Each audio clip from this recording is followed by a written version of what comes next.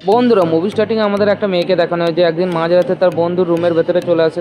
তখন সে মেয়েটা দেখতে পায় যে কিছু অদৃশ্য এলিয়েন তার বন্ধুর কাছে এসে তাকে অজ্ঞান করে তার কাঁধে একটা ইঞ্জেকশন লাগিয়ে দিচ্ছে। এরপর সে মেয়েটা তার মোবাইল বার করে সেই এলিয়েনগুলোর ভিডিও বানাতে শুরু করে। কিন্তু ঠিক তখনই সেই মেয়েটার মোবাইলটা বেজে ওঠে এবং সেই এলিয়েনগুলো দেখে তার দিকে ছুটে চলে আসে। এরপর হঠাৎই সেই মেয়েটার বন্ধুর স্বপ্নটা ভেঙে যায় এবং সে ঘুম থেকে উঠে দেখে যে সেই মেয়েটা এখনো তার পাশে দাঁড়িয়ে আছে। আর যখন সে মেয়েটা তার বাড়ি ফিরে যাচ্ছিল তখন সে মনে মনে সেই এলিয়েনগুলোর কথাই ভেবে যাচ্ছিল। এরপর সে মেয়েটা বাড়ি গিয়ে যখন রাতে তারা সবাই মিলে একসাথে ডিনার করছিল তখন সে তার গোটা ফ্যামিলিকে সেই এলিয়েনগুলোর ব্যাপারে বলে।